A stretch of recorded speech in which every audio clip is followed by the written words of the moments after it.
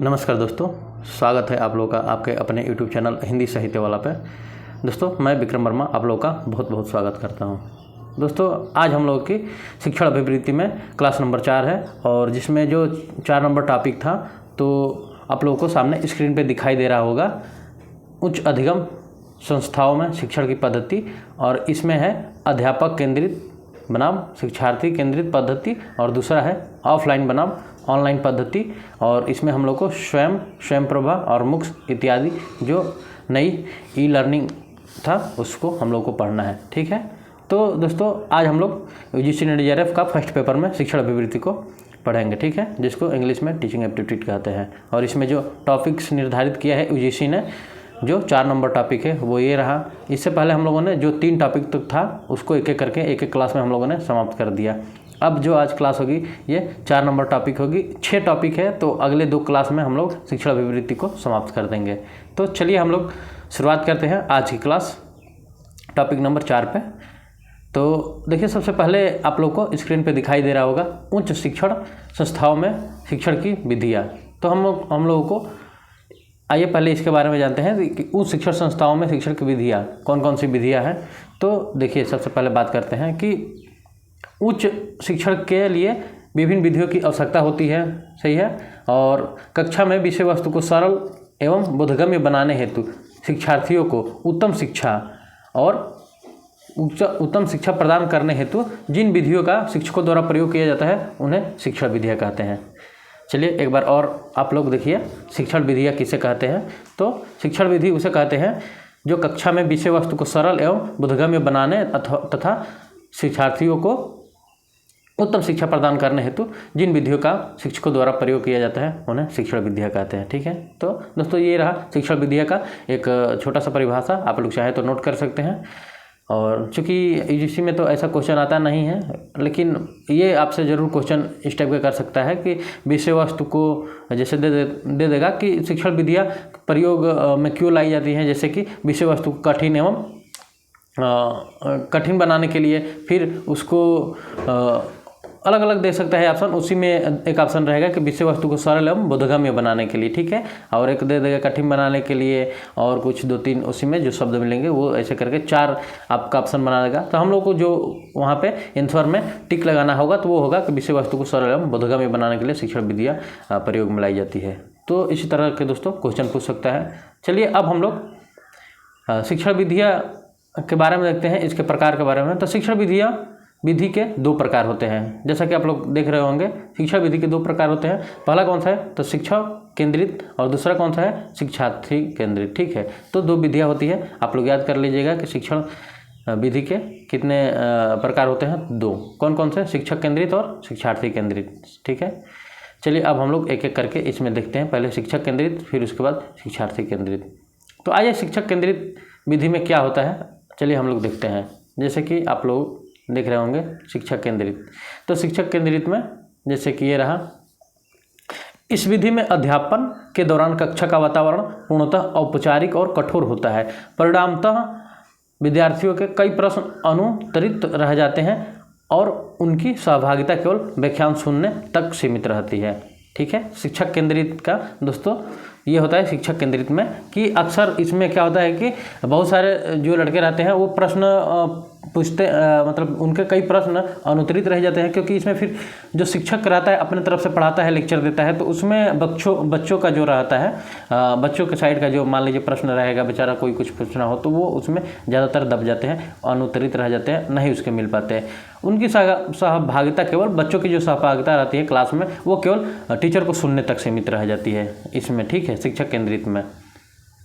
चलिए आगे देखिए, शिक्षक केंद्रित विधि को अनुदेशात्मक विधि भी कहते हैं। तो ध्यान दीजिएगा आप लोग, कहीं कहीं हो सकता है आपको शिक्षक केंद्रित विधि ना देखे अनुदेशात्मक विधि, ये जो कि आप लोग को देखिए स्क्रीन पे यहाँ दिखाई दे रहा होगा, अनुदेशात्मक विधि भी कहा जाता है। तो आप लोगों को कहीं कहीं हो सकता है कि भ्रम में डालने के लिए या थोड़ा सा आप लोगों को भटकाने के लिए यूजीसी जब एग्ज़ाम वो कराए जब एग्जाम, तो आप लोगों को शिक्षक केंद्रित की जगह पे अनुदेशात्मक विधि दे सकता है। तो शिक्षक केंद्रित विधि का ही दूसरा नाम क्या है तो अनुदेशात्मक विधि। तो ध्यान रखिएगा, अनुदेशात्मक विधि व्याख्यान आधारित होती है, जिसमें कुछ विद्यार्थी व्याख्यान को समझने में सक्षम होते हैं और प्रश्नोत्तरी प्रक्रिया में सहभागिता के क्रम को आगे बढ़ाते हैं। इसके अंतर्गत निम्न विधि आती है। शिक्षक केंद्रित विधि के अंतर्गत दोस्तों निम्न विधि आती है, और कौन कौन सी वो विधि है आइए हम लोग एक एक करके देखेंगे। देखिए जिनका विवरण निम्न है। पहला है जो व्याख्यान विधि, ठीक, जो अभी हम लोग पढ़ रहे थे, व्याख्यान विधि। और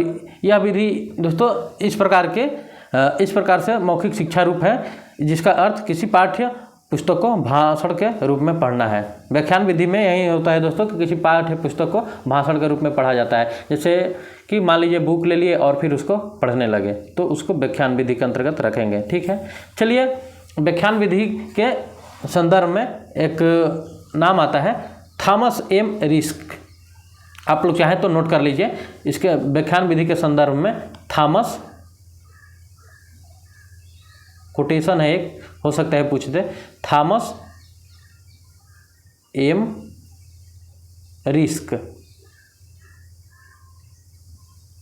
ये नाम है उनका। तो आप लोग एक कोटेशन है, आप लोग नोट कर लीजिए। चलिए तो आप लोग सुन लीजिए कि व्याख्यान तथ्यों, सिद्धांतों या अन्य संबंधों या प्रतिपादन है जिनको शिक्षक अपने सुनने वालों को समझाना चाहता है, ठीक है। तो ये दोस्तों उनका कोटेशन है थॉमस एम रिस्क का, और वो कोटेशन ऐसे है कि व्याख्यान तथ्यों, सिद्धांतों या अन्य संबंधों का प्रतिपादन है जिनको शिक्षक अपने सुनने वालों को समझाना चाहता है, ठीक है। तो ये दोस्तों व्याख्यान विधि के संदर्भ में थॉमस ए रिस्क कहते हैं। अगर एक दो हम लोग व्याख्यान विधि के संदर्भ में बात करें कि इसके गुण क्या होते हैं व्याख्यान विधि के, तो व्याख्यान विधि के दोस्तों गुण के बारे में हम लोग अगर बात करते हैं इस विधि के, तो यह विषय वस्तु की क्रमबद्धता की उत्तम विधि है, ठीक है। और इसमें ये भी बात कर सकते हैं कि यह प्रभावशाली व आकर्षण प्रेरणात्मक शिक्षण विधि है, ठीक है। तो इस तरह से है दोस्तों। और एक अगर इसके बारे में हम लोग इसके दोष के बारे में बात करते हैं व्याख्यान विधि के बारे में, तो यह निम्न कक्षाओं के लिए अनुपयोगी है, मतलब अलग अलग कक्षाओं के लिए अनुपयोगी है। और एक बात और इसके बारे में हम लोग कह सकते हैं कि इसमें ध्यान अधिक समय तक केंद्रित नहीं हो पाता है, रुचि नहीं रह पाती है तथा मौलिक चिंतन के अवसर प्राप्त नहीं हो पाते हैं। क्यों? क्योंकि ये शिक्षक केंद्रित में होता है दोस्तों। व्याख्यान में केवल टीचर उधर से आपका किताब पढ़ता है, व्याख्या करता है, इधर से बच्चे इसमें क्वेश्चन पुटअप नहीं कर पाते। और जो अगर क्लास में दोनों तरफ से संवाद ना हो तो फिर वो क्लास दोस्तों बोरिंग होने ही लगता है, ठीक है। तो ये रहा। चलिए आगे हम लोग देखते हैं जो है वो है व्याख्यान प्रदर्शन विधि, ठीक है। तो व्याख्यान प्रदर्शन विधि है दोस्तों, यह भारतीय परिस्थितियों के अनुरूप यह सर्वाधिक उपयुक्त एवं व्यवहारिक एवं उपयोगी विधि है, ठीक। यह किसी भी वस्तु की रचना व कार्य प्रणाली का वास्तविक रूप में ज्ञान कराती है। तो सीधे सीधे कह सकते हैं कि व्याख्यान विधि का क्या अर्थ है, तो इसका यह अर्थ यही है कि यह किसी भी वस्तु की रचना व कार्य प्रणाली का वास्तविक रूप से ज्ञान कराती है, ठीक है दोस्तों। ये रहा व्याख्यान विधि प्रदर्शन के बारे में, ठीक है। चलिए अब हम लोग समूह विधि के बारे में कुछ चीज़ें जानते हैं। समूह विधि क्या होती है? तो समूह विधि दोस्तों वो है, इसमें एक शिक्षक के स्थान पर दो या अधिक शिक्षक सम्मिलित होते हैं, ठीक है। इस विधि में ध्यान रहे, जो योजना निर्माण के क्रियान्वयन और शिक्षार्थियों समूह में सीखने के अनुभव का मूल्यांकन करते हैं। तो समूह विधि में ये होती है दोस्तों कि एक शिक्षक की जगह पे दो या उससे अधिक शिक्षक होंगे, वहाँ पे चयन, और ये कह सकते हैं कि योजना निर्माण और क्रियान्वयन शिक्षार्थियों को समूह में सीखने के अनुभव का मूल्यांकन करते हैं। तो समूह विधि ये होती है दोस्तों, समूह शिक्षण विधि, ठीक है। चलिए अब हम लोग बढ़ते हैं, अगला है टेलीविज़न या प्रस्तुति विधि, ठीक। तो टेलीविज़न या हम लोग प्रस्तुति विधि को देखते हैं। टेलीविज़न या प्रस्तुति विधि क्या होती है, पहले ये हम लोग जान लेते हैं। टेलीविज़न या वीडियो प्रस्तुति विधि शिक्षण विधि की ऑडियो प्रस्तुति से अधिक बेहतर और दृश्यमान प्रकृति होती है। ये तो सही है। मान लीजिए हम लोग श्रव्य में क्या करते हैं, श्रव्य में केवल सुनते हैं, ठीक है। ऑडियो जिसे कहते हैं, जैसे रेडियो से मान लीजिए तो रेडियो से सुनते हैं, लेकिन जब हम लोग वहीं टीवी देखते हैं तो चलचित्र भी देखते हैं और हम लोग सुनते भी हैं, तो उससे हम लोग का दिमाग में ज़्यादा जल्दी बैठता है, वो बातें चीज़ें जल्दी हम लोग भूलते नहीं हैं, ठीक है। तो इसके द्वारा शिक्षण गतिविधि अच्छे तरीके से शिक्षार्थियों एवं संप्रेषण पहुँचाने तक कार्य किया जाता है। जैसे आप लोगों को कोई अगर चीज़ समझाना हो किसी बच्चे को, तो आप उसको बोल के समझाएंगे तो समझेगा, लेकिन थोड़ा कम समझेगा। लेकिन उसको प्रैक्टिकली दिखाएंगे, अगर आप उसको टीवी पे दिखा रहे हैं तो वो ज़्यादातर कैप्चर करेगा और उसको चीज़ें दिमाग में बैठेगी, ठीक है। तो टेलीविज़न या वीडियो प्रस्तुति विधि ये होती है। ठीक, चलिए अब हम लोग आगे बढ़ते हैं और बात करते हैं समीक्षा नीति संबंधी विधि। ठीक है, कि आइए देखते हैं हम लोग समीक्षा नीति संबंधी विधि क्या होती है। तो इस विधि में दोस्तों ऐसा होता है कि इस विधि का उद्देश्य क्या है, तो इस विधि का उद्देश्य कक्षा में चल रहे अध्यापन की प्रगति का लेखा जोखा लेना होता है। ठीक है, तो समीक्षा यही होता है कि नहीं होता है हम लोग जैसे कि कोई कहानी पढ़ लेते हैं, जैसे अभी हम लोग कहानी पढ़े थे, तो कहानी की समीक्षा कीजिए, ये क्वेश्चन आता है, चाहे किसी हम लोग पिछले ग्रेजुएशन वगैरह में पेपर देते हुए आ रहे हैं, तो हम लोग देख सकते हैं वहाँ पे पूछा जाता है कि इस कहानी की समीक्षा कीजिए। तो दोस्तों वही समीक्षा है लेखा जोखा किसी क्लास का तैयार करना, अध्यापन कार्य का। ठीक है, चलिए उत्तर लास्ट वाला देखते हैं, उत्तर प्रश्न उत्तर शिक्षण नीति विधि। ठीक है, और इसको एक और कहा जाता है प्रश्नोत्तर या प्रश्न उत्तर, बात वही है, शिक्षण नीति विधि। तो ध्यान रहे आप लोगों को कहीं प्रश्नोत्तर एक ही में लिखा हुआ आ जाए तो आप लोग ये मत कहिएगा कि अरे ये तो सर बताए नहीं थे। दोस्तों वहाँ पे प्रश्न उत्तर रहता है, प्रश्नोत्तर होता है या प्रश्न उत्तर, बात वही है, लेकिन हम लोगों ने प्रश्न उत्तर लिखा है। चलिए ठीक है, ये हम इसके बारे में जानना चाहते हम लोग जानेंगे प्रश्न उत्तर शिक्षण नीति विधि के बारे में। तो दोस्तों प्रश्नोत्तर शिक्षण नीति को सुकराती विधि भी कहा जाता है। तो ध्यान रहे आप लोग यहाँ पे नोट कर लीजिए कि किसे सुकराती विधि कहा जाता है। ये क्वेश्चन आप लोग से सीधे सीधे पूछ सकता है, तो आपका हो जाएगा आपका, इसको सुकराती विधि भी कहते हैं। ठीक है, प्रश्न उत्तर विधि को, तो किसको सुकराती विधि कहा जाता है, तो प्रश्नोत्तर शिक्षण नीति विधि को। और इस विधि के दौरान क्या होता है दोस्तों कि प्रश्नोत्तर क्रियाकलाप के दौरान छात्र के अधिक सक्रिय प्रतिक्रिया व्यक्त करते हैं, जो छात्रों को ज्ञान मूल्यांकन का भी अवसर प्रदान करता है इस विधि के अंतर्गत दोस्तों। ठीक है, तो ये रहा दोस्तों हम लोग का व्याख्यान विधि से संबंधित जो विधि थी उनके बारे में कुछ मोटा मोटा। चलिए अब हम लोग आगे बढ़ते हैं और शिक्षार्थी केंद्रित विधि देखते हैं कि ये क्या होता है। तो देख लीजिए, थोड़ा जूम आउट कर देते हैं। देखिए अब हम लोग देख सकते हैं जैसे कि इस शिक्षण विधि के अंतर्गत शिक्षार्थी का केंद्रीय स्थान होता है। इसमें मतलब इस विधि में दोस्तों जो शिक्षार्थी मतलब छात्र है वो केंद्र में रहेगा। इसमें विद्यार्थी के मनोविज्ञान को समझते हुए शिक्षण की व्यवस्था की जाती है और उनकी समस्याओं का निराकरण किया जाता है। इस विधि का मुख्य उद्देश्य, ध्यान दीजिएगा आप लोग, मेन पॉइंट यही है, इस विधि का मुख्य उद्देश्य क्या है, तो इस विधि का मुख्य उद्देश्य विद्यार्थी की अभिरुचि, अभिवृत्ति और क्षमताओं को ध्यान में रखकर शिक्षा प्रदान करना है। ठीक, ध्यान दीजिएगा, इस विधि का मुख्य उद्देश्य है क्या, तो मेन पॉइंट यही है जो आप लोग को जानना है इस टॉपिक में कि विद्यार्थी की अभिरुचि, अभिवृत्ति और क्षमताओं को ध्यान में रखकर शिक्षा प्रदान करना है। इस शिक्षण विधि के द्वारा छात्रों में स्वतंत्र चिंतन धारा और मनन को जन्म दिया जाता है। तो ये रहा कुछ पॉइंट। आइए अब हम लोग आगे देखते हैं। और यहाँ पे देखिए एक और भी थोड़ा सा इम्पोर्टेंट आप लोग के लिए इन्फॉर्मेशन है कि इस विधि का यूएस के शिक्षा मनोवैज्ञानिक जॉन डेवी ने भी समर्थन किया है।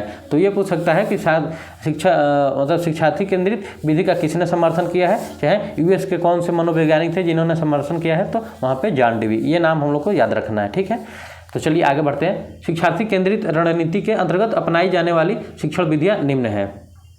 तो आइए अब हम लोग शिक्षार्थी विधि के अंतर्गत जो विधि अपनाई जाती है उन पे हम लोग बात करते हैं। देखिए यहाँ पे 8 विधियों का नाम दिया गया है, तो एक एक करके हम लोग देखेंगे। जैसे है कार्यक्रम अनुदेश विधि। ठीक है, तो आइए हम लोग बात करते हैं थोड़ा बहुत कार्यक्रम अनुदेश विधि पे कि ये होता क्या है। तो ये दोस्तों ये जो शिक्षण विधि होती है शिक्षक की उच्च स्तर पर संचरित पद्धति का एक सामान्य उदाहरण है। ठीक है, तो ये उच्च स्तर पे दोस्तों संचरित पद्धति जो होती है उसका एक सामान्य उदाहरण है। यह तार्किक क्रम पर आधारित शिक्षण विधि है। इसमें दोस्तों कार्यक्रम अनुदेश विधि जो ये तर्क पे आधारित है। ठीक है, तो ये तार्किक क्रम पर आधारित है जिसमें छात्र प्रत्येक चरण के पश्चात तुरंत प्रतिपुष्टि करने में सक्षम होते हैं। जैसे मान लीजिए कोई टॉपिक पढ़ाया जा रहा है, ठीक है, तो अगर वहीं उसके बाद छात्र अगर उसके बारे में बताए तो वो प्रतिपुष्टि कर पाए, मतलब उस चीज़ की पुष्टि कर पा रहा है अच्छे से, तो ये कार्य अनुदेशात्मक विधि होगी शिक्षार्थी केंद्रित विधि में। ठीक है, चलिए अगर आप लोग समझे हैं तो आगे हम लोग बढ़ते हैं। अगला है जो असाइनमेंट विधि, जिसको अध्यन्यासकारी विधि भी कहा जाता है।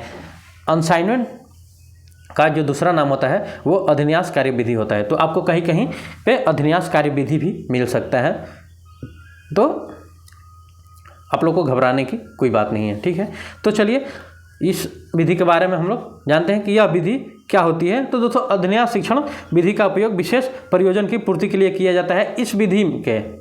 इस विधि के अंतर्गत शिक्षार्थी की सुविधा के लिए संपूर्ण पाठ्यक्रम को अनेक खंडों में विभाजित कर दिया जाता है, ठीक है। इसके माध्यम से छात्रों को सर्वेक्षण करना, संख्यात्मक समस्याओं का समाधान करना और इसके अतिरिक्त जानकारी एकत्रित करना जैसे कार्यों को पूरा करने का उत्तरदायित्व दिया जाता है, ठीक है। तो ये रहता है असाइनमेंट विधि।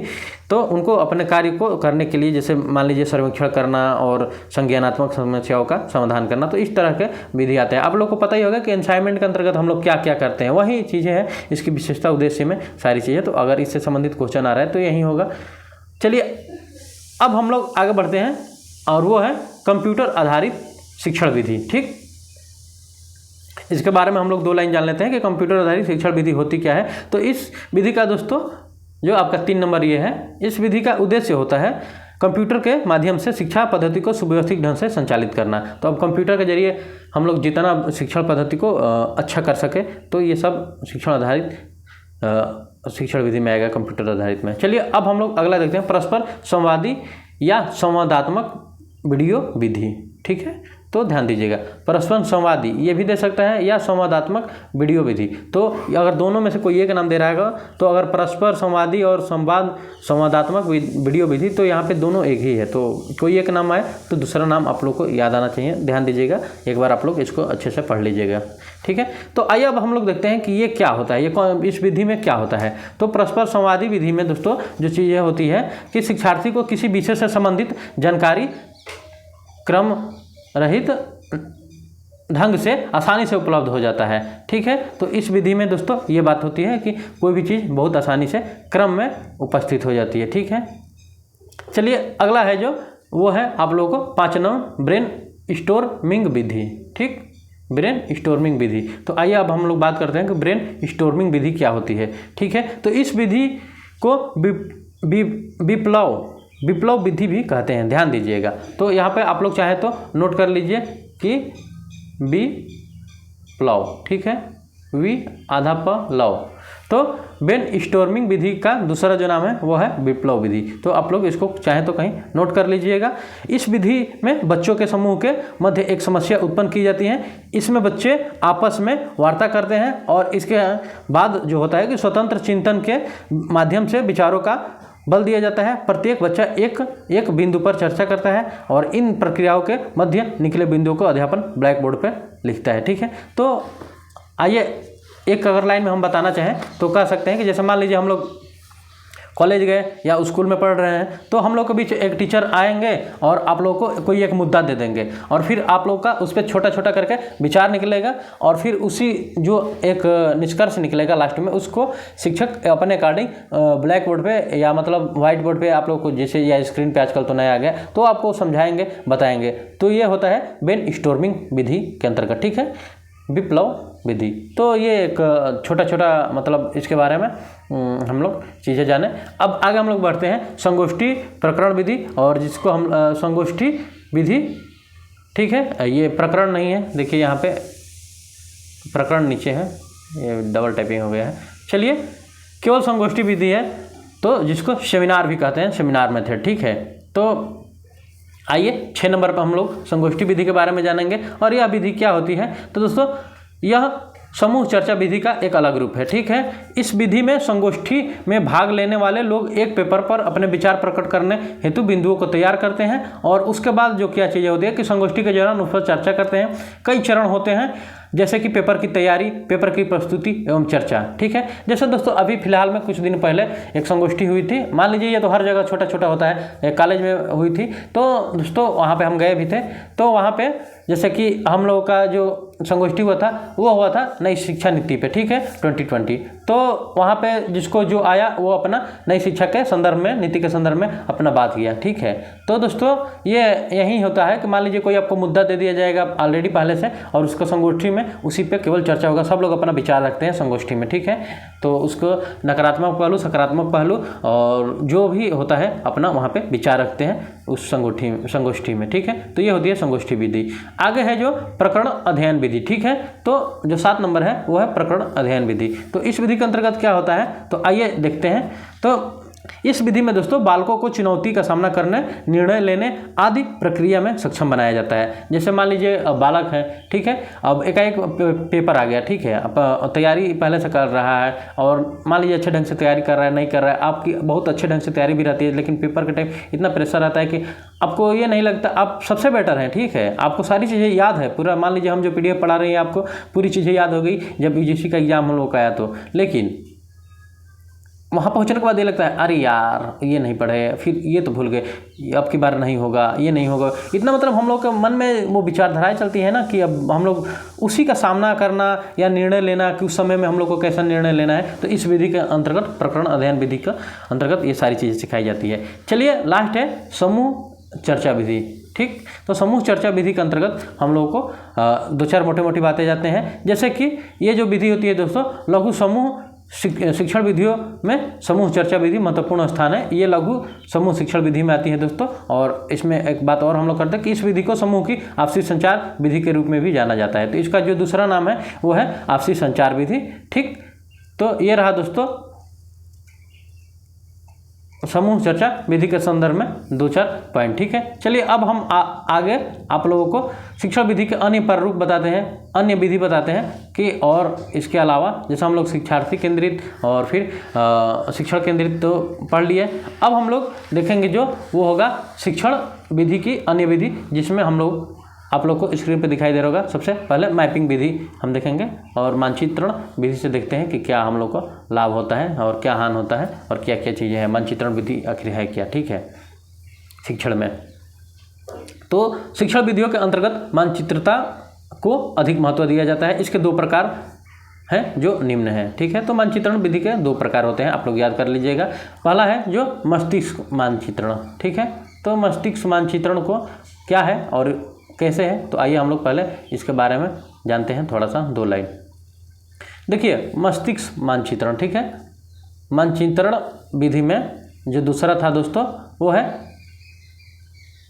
1 मिनट, हाँ अब देखिए जो है मस्तिष्क मानचित्रण में जो पहला है वो है मानचित्रण जो हम लोग पढ़ रहे थे विधि, उसमें पहला है मस्तिष्क मानचित्रण। तो आइए अब हम लोग इसको देखते हैं। जैसे कि शिक्षण विधि के अंतर्गत मन मानचित्रण की अवधारणा महत्वपूर्ण स्थान रखती है। इसकी शुरुआत 1960 में टोनी बुजान ने की थी। तो हम लोग को ये ध्यान रखने वाली बात है कि मस्तिष्क मानचित्रण विधि का किसने शुरुआत किया, तो 1960 में टोनी बुजान ने। इसके अंतर्गत विद्यार्थी के मन में किसी विषय को चित्रण के माध्यम से परिभाषित किया जाता है।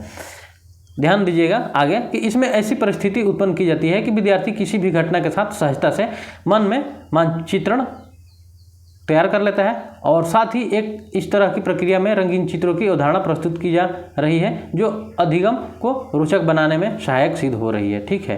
तो दोस्तों बच्चा जो है उसको मस्तिष्क मानचित्र मतलब एक ऐसा ढांचा तैयार करवाया जाता है बना के, जैसे कि वो बनाया नहीं जाता है, उसको बारे में बताया जाता है। बच्चों के मन में ऑलरेडी उसके प्रति वो इमेजिन करने लगते हैं और वो चित्र बनने लगता है, जिसे को हम लोग मस्तिष्क मानचित्रण के नाम से भी जानते हैं, ठीक है। अगला हम लोग कर सकते हैं जो दूसरा नाम है कंसेप्ट मैपिंग या अवधारणा मानचित्रण, ठीक है। तो आइए हम लोग मानचित्रण के दूसरे प्रकार को देखते हैं, अवधारणा मानचित्रण। ये क्या होता है, तो अवधारणा मानचित्र की शुरुआत 1984 में हुई। तो ध्यान दीजिएगा मस्तिष्क मानचित्र का कब, तो 1960 में, अवधारणा का कब, तो 1984 में, ठीक। इस मानचित्रण के माध्यम से कठिन विषयों को सरलतम रूप में प्रस्तुत किया जाता है, ठीक है।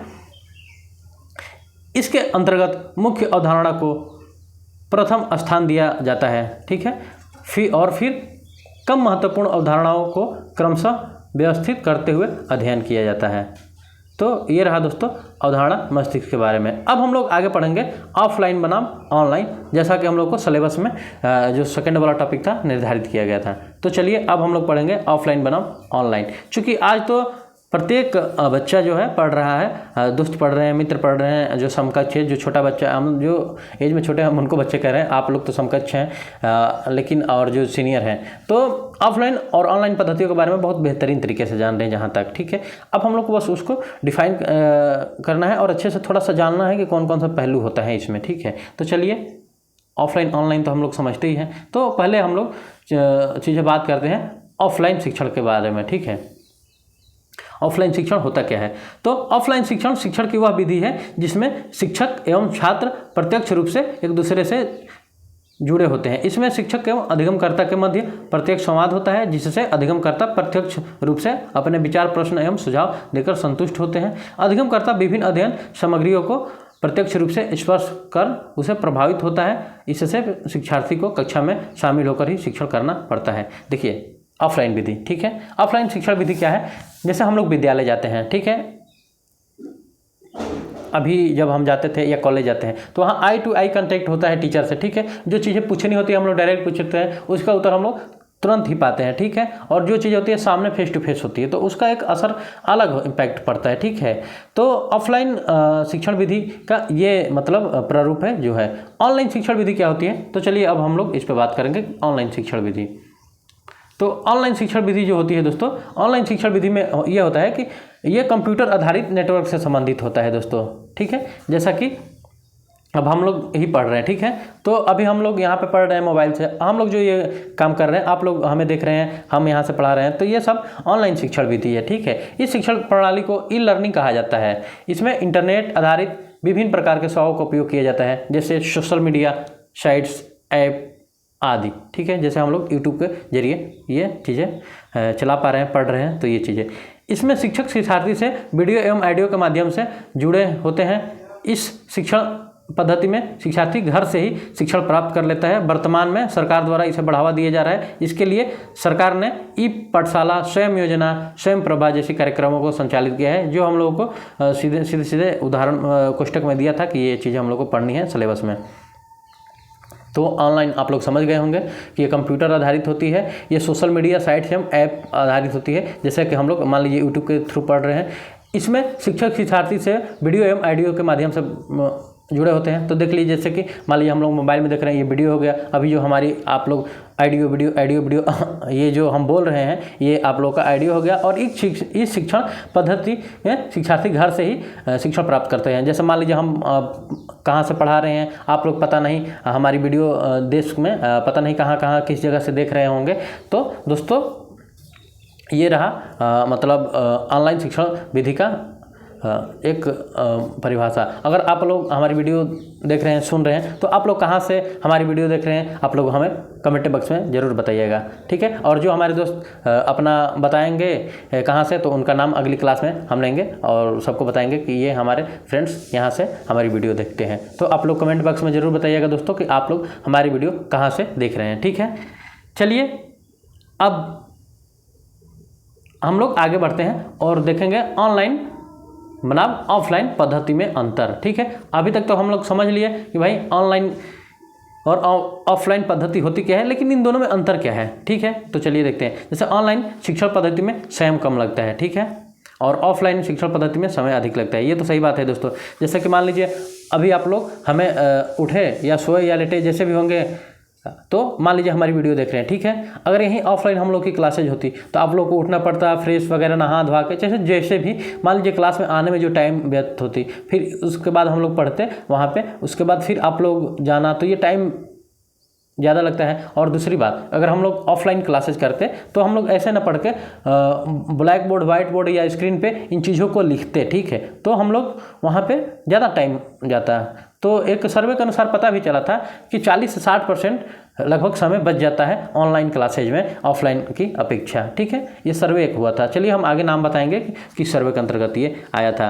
ऑनलाइन शिक्षण पद्धति में संसाधनों की आवश्यकता अधिक पड़ती है, ठीक, जबकि ऑफलाइन शिक्षण पद्धति में संसाधनों की कम आवश्यकता पड़ती है। अब ये तो सही बात है। ऑफलाइन अगर रहता तो आप लोग सामने बस बैठे रहते, हमारे हाथ में चौक होता या तो मार्कर होता, या अगर स्क्रीन होती तो वो पेन होता बस।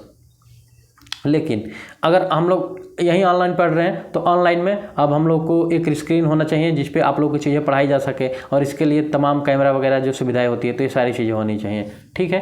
तो इस तरह से इसमें संसाधनों की आवश्यकता कम पड़ती है। चलिए अगला हम लोग देख सकते हैं कि ऑनलाइन शिक्षा विधि पद्धति को कहीं भी प्राप्त किया जा सकता है, ठीक है। जैसे कि मान लीजिए हम यहाँ से पढ़ा रहे हैं और आप लोग पता नहीं कहाँ से देख रहे हैं हमारी वीडियो। जैसे मान लीजिए कि हम अभी फ़िलहाल में दिल्ली में हैं और यहाँ से आप लोगों को ये वीडियो दे रहे हैं, ठीक है। लेकिन आप लोग हमारी वीडियो कहाँ से देख रहे हैं, अब ये बड़ी बात है। देश में मान लीजिए किस किस कोने से आप लोग देख रहे हैं, किस किस शहर से देख रहे हैं, तो ये होती है। और ऑफलाइन जो शिक्षा पद्धति को कहीं भी प्राप्त नहीं किया जा सकता है। जैसे मान लीजिए अगर यहीं क्लासेज आप लोगों के लिए ऑफलाइन कर दी जाती तो आप लोग दोस्तों, अब दिल्ली तो हर बच्चा आके रह नहीं सकता इतना दूर, और दूसरी बात कि केवल मान लीजिए दिल्ली आने में इतना खर्चा जो है, और इसके बाद अभी तमाम चीज़ें हैं, जगह हैं जो हर बच्चा नहीं पा सकता वो सुविधा है, क्योंकि भाई आर्थिक स्थिति सबकी एक जैसी नहीं होती है। सबसे हमारे जो देश में शिक्षा के लिए सबसे जो बड़ी विडंबना है यही है कि हर कोई आर्थिक स्थिति के कारण अच्छी शिक्षा, या ये कह सकते हैं कि अब तो मतलब समान है, क्योंकि देखिए अब तो अच्छे अच्छे टीचर ऑनलाइन प्लेटफॉर्म पे जुड़ गए हैं, और बहुत कम पैसे और कम संसाधनों में भी आप लोग, अगर आप लोगों के पास बस फ़ोन हो तो वो चीज़ें सुविधाएं और अच्छे अच्छे टीचर से पढ़ सकते हैं। हाँ, अभी भी कुछ ऐसे हैं टीचर जो ज़्यादा पैसे मतलब लेते हैं और ज़्यादा पैसे चार्ज करते हैं, लेकिन उसके अलावा भी बहुत सारी ऐसी अब नए नए उभर के आ गए हैं टीचर। अब जैसे कोरोना काल आया तब से तो बहुत ज़्यादा आ गए हैं कि वो शिक्षण को मतलब अब हम लोग को उन खर्चों में ला दिए हैं जिन खर्चों में हम लोग ऑफलाइन क्लासेज करते थे अपने यहाँ, मतलब जहाँ से भी आप लोग बिलोंग करते हैं वहाँ पे। हम ये नहीं कह रहे हैं कि टीचर कहीं पे भी अच्छा नहीं पढ़ते, सारे जगह के टीचर बहुत अच्छे हैं, लेकिन एक होता है ना कि नाम हो जाता है। तो मान लीजिए कुछ टीचर हैं जो सच में ज़्यादा बेटर करते हैं, तो उन लोगों से भी पढ़ने का मौका मिल जाता है। जैसे मान लीजिए आप लोग अब हमें सुन रहे हैं, ठीक है, तो ये ऑनलाइन ही है जो सुन रहे हैं, चूँकि हम लोग तो यहाँ पे कोई निःशुल्क ही हम लोग क्लास कर रहे हैं, तो चलिए कोई दिक्कत है नहीं। अब हम लोग आगे बढ़ते हैं, और अगला जो है ऑनलाइन शिक्षण पद्धति में ज्ञान की विविधता अधिक होती है, जबकि ऑफलाइन शिक्षण पद्धति में ज्ञान की विविधता कम होती है। अगला है ऑनलाइन शिक्षण पद्धति में स्वयंप्रभा एवं मुक्त शिक्षण पद्धति का प्रमुख स्थान है, ठीक है। जो ये ई लर्निंग के अंतर्गत कुछ योजनाएं चलाई गई दोस्तों, जिसमें स्वयंप्रभा मुक्त शिक्षण प्रमुख स्थान है। चलिए हम लोग एक एक करके इनके बारे में डिटेल रूप में पढ़ेंगे, ठीक है।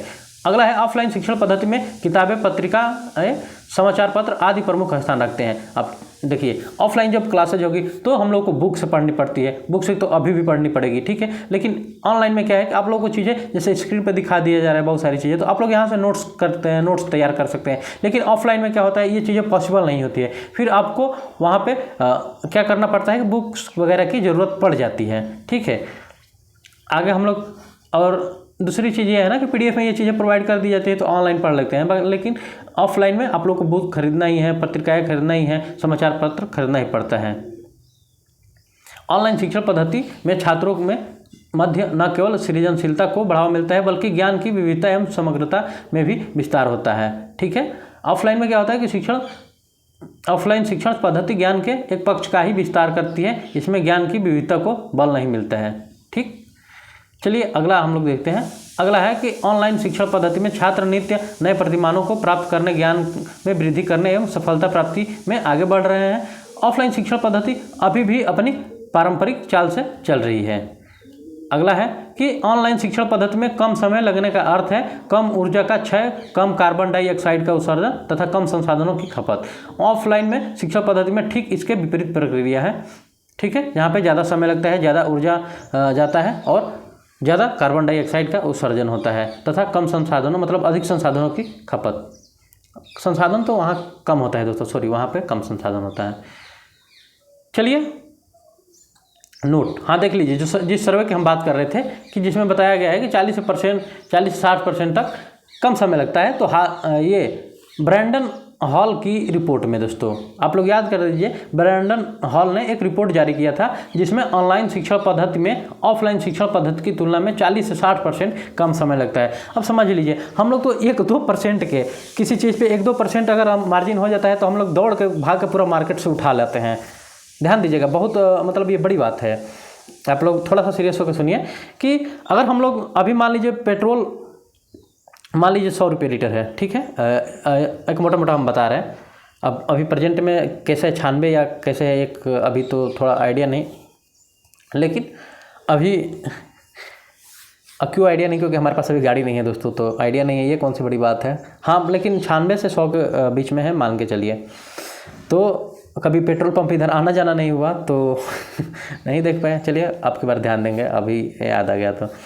चलिए जैसे अब बात कर रहे हैं कि जैसे अभी मान लीजिए पेट्रोल का दाम है, अगर 10 रुपये 5 रुपये घट जाता है थोड़ा सा भी, अगर 2% भी, तो क्या करते हैं हम लोग, बाइक लेकर भाग के जाते हैं और फुल टंकी करवा के आ जाते हैं। लेकिन ध्यान दीजिए, अब जो आपकी लाइफ को एकदम सिक्योर करने वाला है वो चीज़ें हैं पढ़ाई, ठीक। आप लोग अच्छे से पढ़ लिए तो अगर कुछ बन गए तो ज़िंदगी सेट, ठीक है। आजकल तो ऐसा हो गया कि नौकरी पाना मतलब भगवान से मिलना। तो यहाँ देखिए, ऑफलाइन की अपेक्षा ऑनलाइन पद्धति में 40 से 60% आपका समय बच जा रहा है, ठीक है।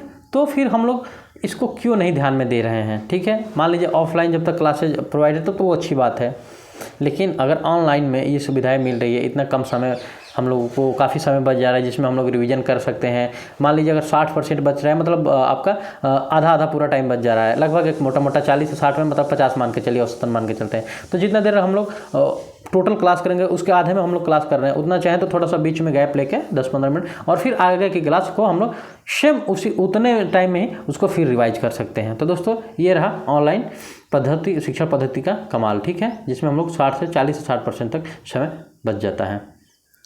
चलिए अब हम लोग एक एक करके देखेंगे। पहले हम लोग ये जान लेते हैं कि ई लर्निंग क्या होता है, उसके बाद हम लोग स्वयं प्रभा ये सारी चीज़ें जानेंगे। तो चलिए पहले हम लोग देखते हैं ई लर्निंग क्या होता है। जैसा कि आप लोग को स्क्रीन पे दिखाई दे रहा होगा कि ई लर्निंग, देखिए ये रहा ई लर्निंग। तो ई लर्निंग से तात्पर्य अपने स्थान पर ही इंटरनेट व अन्य संचार उपकरणों के माध्यम से ज्ञान अथवा शिक्षा प्राप्त करने से है, ठीक। ई लर्निंग के कई रूप हैं, जिसमें वेब आधारित लर्निंग, कंप्यूटर आधारित लर्निंग, मोबाइल आधारित लर्निंग और वर्चुअल क्लासरूम इत्यादि शामिल है। इसके माध्यम से छात्र किसी भी स्थान व किसी भी ऑनलाइन सामग्री से ज्ञान प्राप्त कर सकता है, ठीक है। तो ये रहा दोस्तों ई लर्निंग क्या होता है। ये ई लर्निंग के कुछ मुख्य उदाहरण हैं, तो आइए, जिसमें सबसे पहला आता है नाम स्वयं का, ठीक है। तो जिसके जो हम लोग के सिलेबस में यूजीसी ने निर्धारित किया है कि स्वयं प्रभा के और मुक्स के बारे में जानिए। तो चलिए हम लोग अब उन्हीं के बारे में बात करेंगे। तो आइए अब सबसे पहले हम लोग बात करेंगे स्वयं के बारे में। आप लोग ध्यान दीजिएगा, स्वयं के बारे में हमने इतना विस्तृत रूप से आप लोगों के सामने ये नोट्स प्रस्तुत करेंगे कि हमें नहीं लग रहा है कि आप लोग यहाँ पे स्वयं और स्वयं प्रभा और मुक्स पढ़ लेंगे तो इसके अलावा इससे कोई क्वेश्चन आप लोगों को छू के निकल जाएगा दोस्तों, क्योंकि हमने बहुत डिटेल में इसका लगभग मोटा काफ़ी एक बड़ा इसका तैयार किया है खाका, और इसमें हमने आप लोगों को समझाने की कोशिश की है बहुत अच्छे से। तो आइए हम लोग मिल के समझते हैं, आप और हम। तो स्वयं का विस्तार रूप होता है study way of active learning for young aspiring minds, ठीक है। तो दोस्तों ये होता है इसका विस्तार रूप। हिंदी का रूपांतरण रूप क्या होता है इसका, तो देख सकते हैं आप लोग स्क्रीन पे, युवा आकांक्षी मन के लिए सक्रिय अधिगम का वेब अध्ययन। एकदम टॉप का नाम है, जल्दी याद नहीं होगा लेकिन याद हम लोग करेंगे। स्वयं 3-4 तो इसमें है ही। तो स्वयं को हम लोग युवा आकांक्षी मन के लिए सक्रिय अधिगम का वेब अध्ययन, ये है दोस्तों। देखिए यहीं अगर इंग्लिश में अगर याद करना हो कितना आसान है, study web of active learning for the young aspiring minds, ठीक। लेकिन यहीं अब हिंदी में, लेकिन नहीं, हिंदी हमारी मातृभाषा है, हम लोग इसको तो पढ़ेंगे पक्का, इंग्लिश छोड़ दे भले। अर्थात यह एक ऐसा निःशुल्क ऑनलाइन पोर्टल है जो वर्तमान युवाओं की अधिगम आकांक्षाओं को इंटरनेट के माध्यम से पूरा करता है, ठीक है। तो ये दोस्तों ये एक निःशुल्क ऑनलाइन पोर्टल है जो वर्तमान युवाओं की अधिगम आकांक्षाओं को इंटरनेट के माध्यम से पूरा करता है, स्वयं, ठीक है। और आइए अब हम लोग इसके कुछ उद्देश्य देख लेते हैं कि स्वयं का उद्देश्य क्या है। तो स्वयं का जो उद्देश्य है दोस्तों, यहाँ पे देख सकते हैं, पहला जो ये उद्देश्य है कि स्वयं भारत सरकार द्वारा शुरू किया गया एक शैक्षणिक कार्यक्रम है। इसे शिक्षा नीति के 3 आधारभूत सिद्धांतों गुणवत्ता, निष्पक्षता तथा पहुंच को प्राप्त करने के लिए उद्देश्य तैयार किया गया है। इसके माध्यम से सबसे अधिक वंचित सहित सबको श्रेष्ठ अधिगम साधन उपलब्ध कराना है, ठीक है, स्वयं के माध्यम से। तो ये रहा दोस्तों स्वयं का उद्देश्य। चलिए अब हम लोग बात करेंगे इसकी विशेषता के संदर्भ में 2-4 पॉइंट। तो इसके अंतर्गत देखिए सबसे पहले की बात कर रहे हैं, जो इसके अंतर्गत देश का कोई भी व्यक्ति पंजीकरण कराकर शिक्षा ग्रहण कर सकता है। यदि कोई छात्र स्वयं की पहल के माध्यम से प्रमाणीकरण चाहता है तो उसे मामूली शुल्क पर प्रमाण पत्र उपलब्ध कराया जाएगा, ठीक है। तो आप लोग भी इस पर जाकर एक बार अच्छे से देख लीजिएगा कि क्या है क्या नहीं। अपने फ़ोन में। इस पहल के माध्यम से सभी अध्ययन सामग्री और कक्षा में हुए परीक्षण के वीडियो को निःशुल्क विद्यार्थियों को उपलब्ध कराया जाएगा। विदित हो कि इसके माध्यम से उच्च माध्यमिक विद्यालय स्तर से स्नातक स्तर तक का पाठ्यक्रम उपलब्ध होगा। और अगला जो है इसकी विशेषता में कि उल्लेखनीय है कि स्वयं कोर्सेज के द्वारा 9 शिक्षण संस्थानों को समन्वयक के दौर पर नियुक्त किया गया है, जो विविध कोर्सेज को उपलब्ध कराने के लिए शैक्षिक संसाधन उपलब्ध कराएंगे। स्वयं मंच मानव संसाधन विकास मंत्रालय, अखिल भारतीय तकनीकी शिक्षा परिषद तथा माइक्रोसॉफ्ट की सहायता से निर्मित किया गया है। तो स्वयं को, अब देखिए एक क्वेश्चन आप लोग को यहाँ से बहुत तगड़ा मिला है, ध्यान दीजिएगा जो हमारे दोस्तों वीडियो देख रहे हैं, कि स्वयं मंच मानव संसाधन विकास मंत्रालय, अखिल भारतीय तकनीकी शिक्षा एवं परिषद तथा माइक्रोसॉफ्ट की सहायता से निर्मित किया गया है। तो स्वयं को सहायता तैयार करने में कौन कौन सा इसमें मतलब जुड़ा है, कौन कौन इससे, तो मानव संसाधन विकास मंत्रालय, अखिल भारतीय तकनीकी शिक्षा परिषद और माइक्रोसॉफ्ट,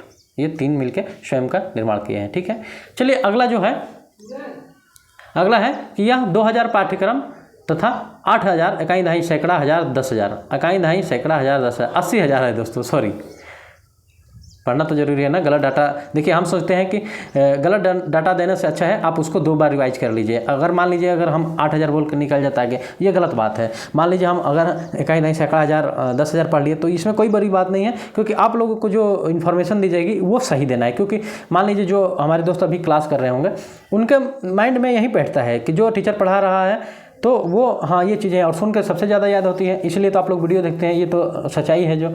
तो मान लीजिए अगर हमने डाटा गलत बता दिया, अगर गलत है तो वहाँ पे अपना खुद का बचाव करने के लिए, अपनी कमियां छिपाने के लिए 8,000 बोल के आगे निकल गए और आप लोगों के माइंड में बैठ गया 8,000। कभी कभी क्या होता है कि विद्यार्थी ध्यान नहीं देते हैं ऐसे चीज़ों पे, बोलते हैं कि अगर वो जो बोल रहे हैं वो सही है। नहीं, आप लोग को तार्किक बनना है, ठीक है। तो मान लीजिए अगर 80,000 लिखा है तो 80,000 ही होना चाहिए और हम अपनी गलती स्वीकार करके इसको 80,000 बोलें। और उसके बाद अधिगम घंटों की होस्टिंग में सक्षम है, जिसमें स्नातक, स्नातकोत्तर, इंजीनियरिंग, विधि तथा अन्य व्यावसायिक पाठ्यक्रम शामिल है। ठीक है, तो दोस्तों ये रहा स्वयं की कुछ विशेषता। चलिए अब हम लोग स्वयं प्रभा पे बात करेंगे कि स्वयं प्रभा क्या है। ठीक है, और स्वयं प्रभा के बारे में भी पूरा एकदम एक पन्ना पूरा डिटेल में यहाँ पे है, तो चीज़ें आप लोग टेंशन मत लीजिए। और हाँ ये बात है कि ये मतलब केवल पन्ना भरने के लिए नहीं, आप लोगों को सामने इसका नोट्स है। ये क्वेश्चन इसलिए बनाया गया है, ये स्वयं प्रभा का ऐसा नोट्स, ताकि इससे अगर क्वेश्चन आए तो छूटे ना, ध्यान दीजिएगा, क्योंकि इससे क्वेश्चन कई बार रिपीट किया गया है इन स्वयं प्रभा और मुख से। ठीक है, तो मानव, इसको देखते हैं हम लोग स्वयं प्रभा को, कि मानव संसाधन मंत्रालय द्वारा शुरू की गई 32 चैनलों वाली स्वयं प्रभा छात्रों को निःशुल्क ऑनलाइन शिक्षा प्रदान करने वाला एक पोर्टल है। ठीक है, मानव संसाधन मंत्रालय द्वारा शुरू की गई 32 चैनलों वाली स्वयं प्रभा छात्रों को निःशुल्क ऑनलाइन शिक्षा प्रदान करने का एक पोर्टल है। तो ये भी आप लोग से क्वेश्चन पूछ सकते हैं कि ये एक ऑनलाइन पोर्टल है या मतलब ऑफलाइन पोर्टल है, मतलब ऐसा मतलब पोर्टल नहीं बोलेगा कि ऑफलाइन क्रिया है शिक्षण की या ऑनलाइन क्रिया है, क्वेश्चन जैसे बना सकता है, ये पेड वाली है या निःशुल्क है, तो ये सारी चीज़ें इससे क्वेश्चन पूछ सकते हैं। तो आप लोग ये याद लाइन को कर लीजिएगा। आगे देखते हैं कि इस पोर्टल के माध्यम से स्कूल से लेकर कॉलेज तक के सभी छात्रों की सहायता की जाएगी। आगे देखते हैं, देश में लगभग 1,000 से अधिक, यहाँ पे 1,000 दोस्तों, 1,000 से अधिक शिक्षकों ने इस पाठ्यक्रमों को तैयार करने में अपना योगदान दिया है। इस योजना की शुरुआत भारत के प्रधानमंत्री वर्ष 2017 में की थी। तो 2017 में दोस्तों प्रधानमंत्री के द्वारा इस योजना की शुरुआत की गई थी, स्वयं प्रभा योजना की। ठीक है, चलिए अब इस योजना का हम लोग उद्देश्य देखते हैं। उद्देश्य क्या है? इस योजना का मुख्य उद्देश्य आर्थिक रूप से कमजोर वर्ग के छात्रों और पिछड़े वर्ग के समाज के शामिल छात्रों को अच्छी शिक्षा प्रदान करना है। स्वयं प्रभा की सहायता से छात्र बिना किसी व्यय के भय से अच्छी शिक्षा प्राप्त कर सकेंगे।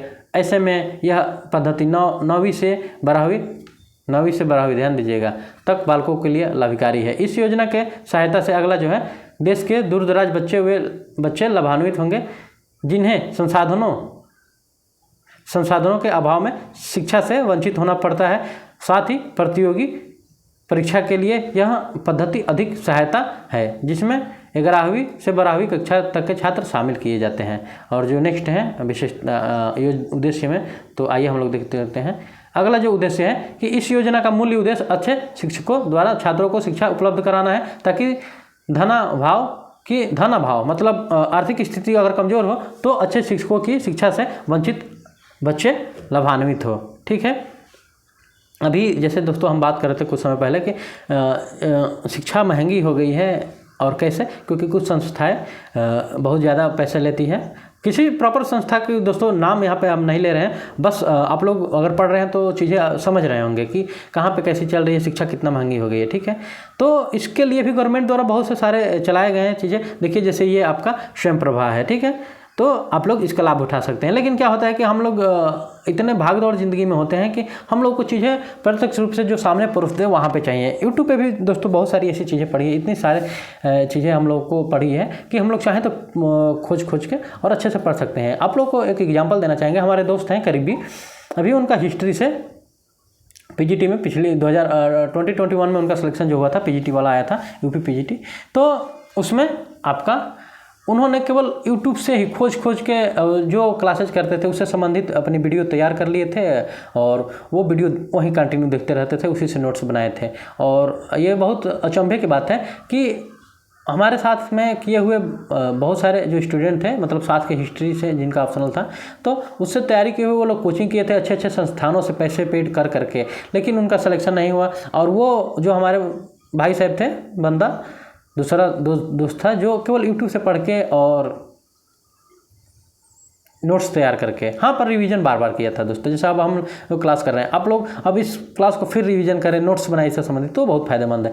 वरना मतलब देख के एक बार निकल गए, और हाँ, देखने में भी दो चीज़ें, एक है कि ध्यान से देखते हैं जिस पे हम लोग अपना माइंड सेट करते हैं कि हाँ ये चीज़ आज पढ़ी। कुछ लोग होते हैं ऐसे देख के निकल जाते हैं, तो इन चीज़ों पर हम लोग को ध्यान रखना है। तो यूट्यूब का भी धन्यवाद करना चाहिए कि जो चीज़ें ऐसी हम लोग को सुविधाएं प्रोवाइड किया, जिससे हम लोग बहुत सारी चीज़ें निःशुल्क में पाकर हम लोग पढ़ सकते हैं। हाँ, अब ये बात अलग है कि जो चीज़ें हम लोग को फ्री में उपलब्ध होती है उसकी कदर नहीं होती है, और ये बात केवल शिक्षा के लिए नहीं है, यह हर क्षेत्र के लिए है। तो दोस्तों इस बात को हम लोग को समझना चाहिए, और हम ये जो समय चल रहा है, हम लोग को मौका मिला है, तो इस पर ध्यान देते हुए हम लोग को अपनी पढ़ाई को कंटिन्यू और अच्छे ढंग से करनी चाहिए। चाहे जहाँ से पढ़े अच्छे से पढ़े और पढ़े बस। तो चलिए, समाज के कुछ अगला जो उद्देश्य है, समाज के कुछ छात्र ऐसे हैं जो तकनीकी शिक्षा के अभाव में पूरी तरह अद्यतन नहीं है, अतः स्वयं प्रभा के माध्यम से उनकी इस तरह की समस्या को दूर किया जाना आसान हो गया है। ठीक है,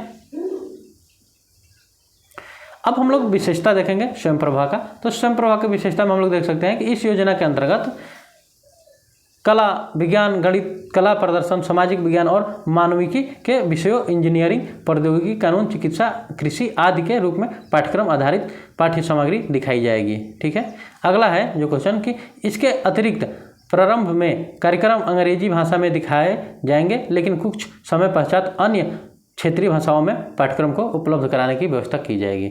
तो कुछ समय बाद दोस्तों इसमें बताया गया है जैसे कि क्षेत्रीय भाषाओं में भी उपलब्ध कराने की कोशिश की जाएगी। जो हमें अगला जो है, अगला और जो लास्ट है हम लोग का जो सिलेबस में दिया है, लेकिन उसके आगे इत्यादि भी दिया है, तो दो चार और भी हम ऐड किए हैं जिसको हम लोग देख सकते हैं। तो मुक्स में क्या होता है, MOOCS है। ठीक है, मुक्स, इसका विस्तार दोस्तों जो रूप है मैसिव ऑनलाइन ओपन कोर्स।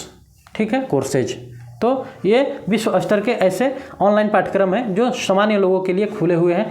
इसके माध्यम से लोगों को अपने लिए किसी विशेष विषय पर लोगों के अंतर्राष्ट्रीय स्तर पर जुड़ने का मौका मिलेगा। ठीक है, साथ ही एक दूसरे से टिप्पणियों और तर्क वितर्क के माध्यम से निरंतर जुड़ा जा सकता है, यानी मूक लैंड में कोई भौगोलिक सीमा नहीं है। ठीक है, उपरोक्त गुणों के साथ साथ मुक्स के कुछ दोष भी हैं, जैसे अब आइए इसका दोष भी हम लोग देख लेते हैं क्या क्या है।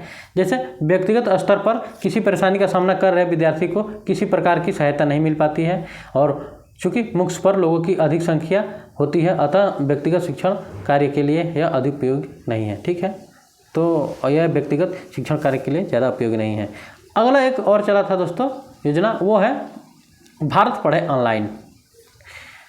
कोरोना काल के समय दोस्तों इसको लॉन्च किया गया था। तो आइए हम लोग देखते हैं। कोरोना संकट के दौरान मानव संसाधन विकास मंत्रालय ने भारत के ऑनलाइन शिक्षा पद्धति को बेहतर बनाने के लिए लोगों के विचार सुझाव आमंत्रित करने के उद्देश्य से भारत पढ़े ऑनलाइन नामक एक साप्ताहिक अभियान शुरू की।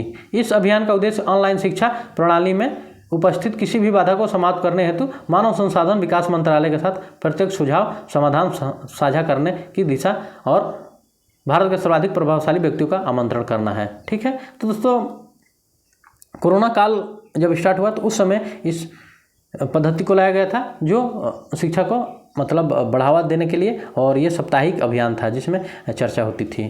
चलिए अब हम लोग अगला देख लेते हैं, और अगला जो है वो है आपका विद्यालय 2.0। ठीक है, अब आप लोग मूवी बहुत देख रहे हैं जिसमें 2.0 वेब सीरीज आ रही है, 1.5 2.0 रोबोट मूवी आया था 2.0, तो वैसे ही एक आया था विद्यालय 2.0। ठीक है, और इसमें क्या सुविधाएं थी, आइए हम लोग इस पर बात करते हैं। इस कार्यक्रम का प्रारंभ मानव संसाधन विकास मंत्रालय ने ई शिक्षण से, ई लर्निंग से संबंधित विषय सामग्री के योगदान करने से किया है। यह एक राष्ट्रीय कार्यक्रम है जिसमें व्यक्ति, शिक्षक, शिक्षाविद, विषय विशेषज्ञ आदि और संगठन जैसे विद्यालय आदि के क्षेत्र में ई शिक्षण में योगदान कर सकते हैं। ठीक है, और आगे देखते हैं। विद्यालय कार्यक्रम की शुरुआत विशेष रूप से कोविड-19 की पृष्ठभूमि में छात्रों जैसे विद्यालय और उच्च शिक्षा स्तर दोनों पर ई शिक्षण सामग्री की बढ़ती आवश्यकता और शिक्षण के वृद्धि के लिए स्कूली शिक्षा के साथ डिजिटल शिक्षा को एकीकृत करने की तत्काल आवश्यकता को पूरा करने के लिए किया गया है। ठीक है, तो दोस्तों इस जो विद्यालय 2.0 चलाया गया था, ये क्यों किया गया था, तो इसलिए क्योंकि इसमें शिक्षक, शिक्षाविद और विषय विशेषज्ञ आदि और विद्यालय जो है इसमें मिलकर इस शिक्षण योगदान मतलब इस शिक्षण में ई लर्निंग में अपना योगदान दे। ठीक है, तो विद्यालय 2.0 इसलिए चलाया गया था। ठीक है, चलिए अब हम लोग आगे देखते हैं। अगला है ई पाठशाला। ई पाठशाला से तो हमें लग रहा है कि लगभग आप सभी लोग रूबरू होंगे, क्योंकि ई पाठशाला को हमें लगता है कि काफ़ी अच्छे तौर पे बहुत सारी चीज़ें हैं जो नहीं सबको जानकारी होती है या ना जानकारी का भाव में नहीं कर पाते हैं भाव, लेकिन ई पाठशाला से तो लगभग सभी लोग जुड़े होंगे। तो आइए हम लोग देख लेते हैं ई पाठशाला। ई पाठशाला क्या होता है? यह ऑनलाइन शिक्षा को बढ़ावा देने की दिशा में महत्वपूर्ण पहल है जो ऑनलाइन अध्ययन सामग्रियों को उपलब्ध कराता है। यह एक पोर्टल ऐप है जिसको मानव संसाधन मंत्रालय NCERT द्वारा संयुक्त रूप से वर्ष 2015 में प्रारंभ किया गया था। ये 2015 में प्रारंभ किया गया था दोस्तों। इसमें NCERT की कक्षा 1 से कक्षा 12 तक की अध्ययन सामग्री, अन्य शिक्षक सहायक सामग्री और शिक्षक प्रशिक्षण से संबंधित मॉडल आदि संसाधन निःशुल्क उपलब्ध होते हैं। ठीक है, तो ई पाठशाला पे दोस्तों अगर 12वीं तक के आपकी NCERT बुक वगैरह भी पढ़ना है तो आप लोग जाकर डाउनलोड करके वहाँ से कर सकते हैं, पढ़ सकते हैं। ठीक है दोस्तों, बहुत ही मज़ेदार ऐप है जो बहुत ही उपयोगी है।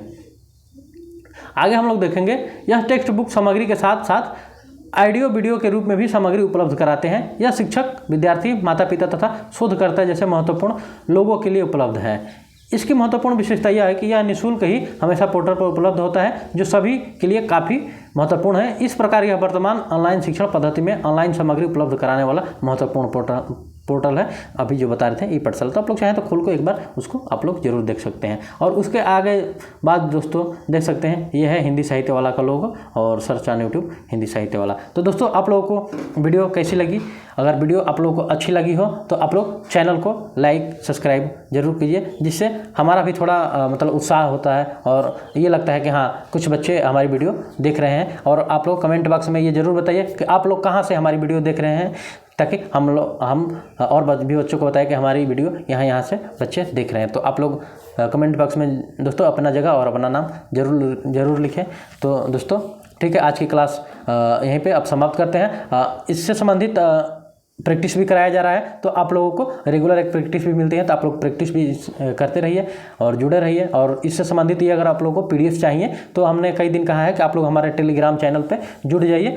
डिस्क्रिप्शन बॉक्स में आप लोगों को लिंक दे दी जाती है। और आज से आप लोगों को हो सकता है तो व्हाट्सएप चैनल जो अब नया अपना वो चालू किया है फंक्शन, तो व्हाट्सएप ग्रुप भी हम एक बना दे रहे हैं, व्हाट्सएप चैनल जिस पे आप लोग जुड़ जाइएगा। तो वहाँ पे और आसानी से आप लोगों को PDF वगैरह और हो सकती है तो वीडियो की लिंक भी प्रोवाइड कर दी जाएगी जो हमेशा रहेगी वहाँ पे पड़ी।